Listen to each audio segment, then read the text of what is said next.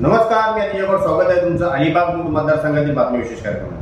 मी तुम्ही विषयाचं टायटल वाचत असेल की अलिबाग नगर परिषदेचे नगराध्यक्ष प्रशांत नाईक यांच्या नगर परिषदेमधून म्हणजे ते नगराध्यक्ष त्याच्या म्हणून असं म्हणतोय 32 रायगड लोकसभेमध्ये एकूण किती मतदान झालं आणि एकूण किती मतदार होते त्याच्याबद्दल आपण चर्चा करणार आहोत।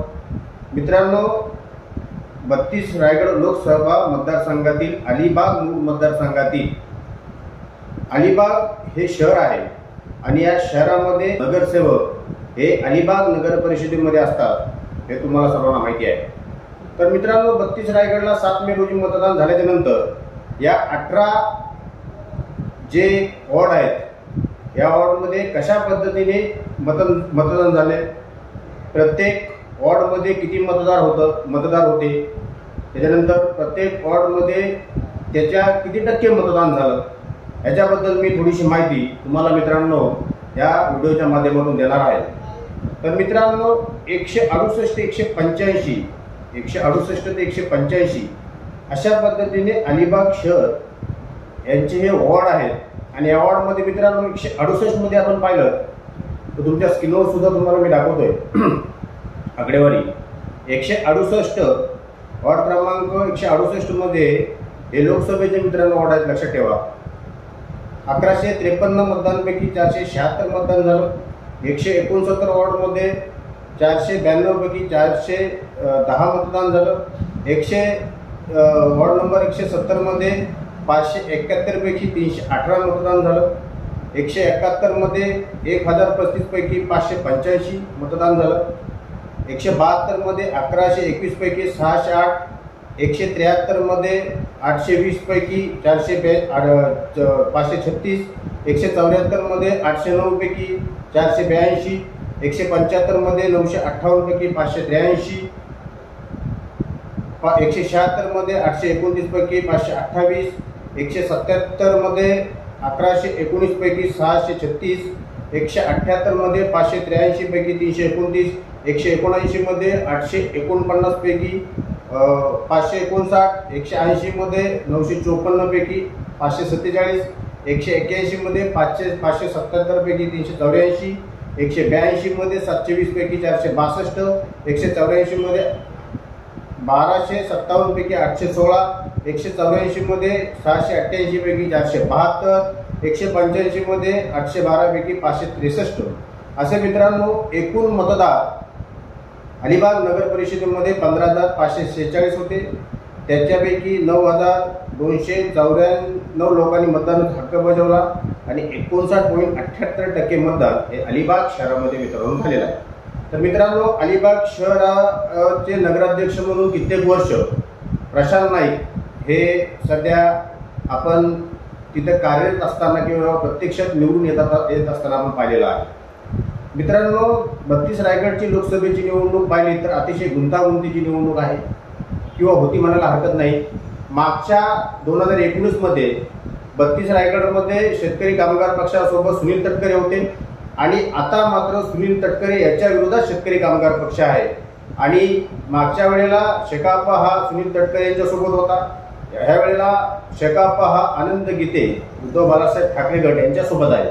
तर मित्रांनो, अशा पद्धतीने अलिबाग नगर परिषदेमधून कोणाला किती मतं मिळतील याच्यामध्ये कोण लीड घेईल हे पाहणं अगत्याचं ठरेल, कारण की मागच्या 2019 मध्ये अलिबाग मतदारसंघातून 20,000च्या आसपास सुनील तटकरे यांना आघाडी मिळाली होती, परंतु 2024 मध्ये कशा पद्धतीने गणितं बिघडलेली आहेत तुम्हाला चांगल्या पद्धतीने माहिती आहे।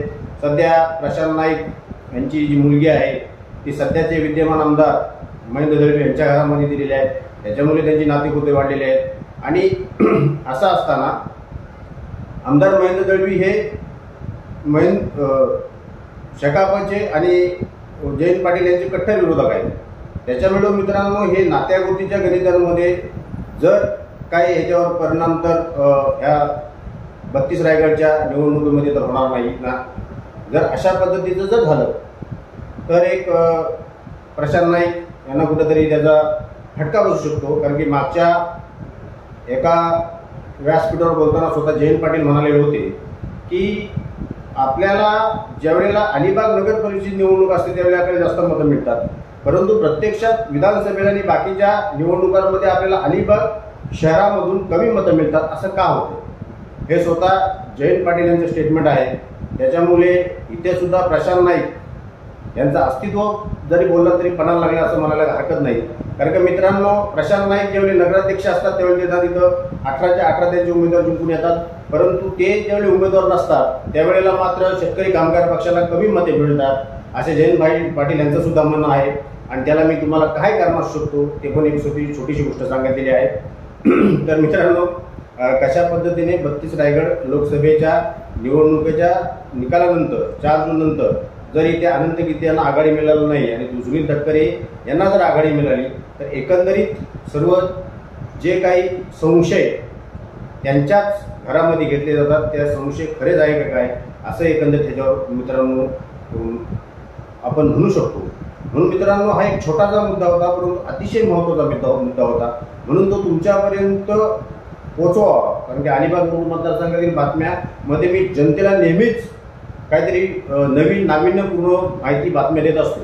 तर मित्रांनो, पुन्हा एकदा मी याच्यामध्ये जास्त काही लांबवत नाही, परंतु अलिबागचे माजी नगराध्यक्ष प्रशांत नाईक यांना अलिबाग शहरमधून यांच्या अलिबाग नगर परिषदेच्या शहरमधून ते शेतकरी कामगार पक्षाच्या जो शेतकरी कामगार पक्षाने उद्धव बाळासाहेब ठाकरे या पक्षासोबत युती केलेली आहे, अनंत गीते यांच्यासोबत युती केलेली आहे, त्यांना या 9,294 पैकी अधिक मतं मिळतील की नाही, लीड मिळेल की नाही.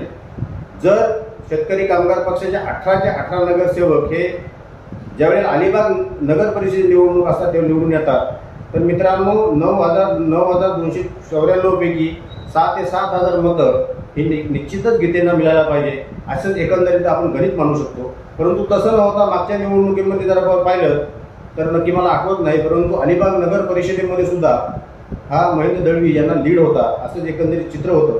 मी थोडासा अभ्यास करून त्याच्यावर तो व्हिडिओ बनवणारच आहे. परंतु हे नक्की आता ही निवडणूक डोळ्यासमोर आहे आणि 4 जूनला निकाल आहे. तर या 9,294 मतांपैकी 18 नगरसेवक असलेले एवढ्या वर्ष प्रशांत नाईक हे किती मतदान आपल्या मित्रपक्ष अनंत गीते यांच्या पाड्यात टाकतात हे पाहणं महत्त्वाचं ठरेल. जयंत पाटील यांना ते चुकीचे ठरवतात का हे पाहणं महत्त्वाचं ठरेल. मित्रांनो, याच्यामध्ये आता जास्त सांगायची काय आवश्यकता राहिलेली नाही. इथेच थांबतो. जर का मला लाईक करा, शेअर करा, सबस्क्राईब करा. धन्यवाद.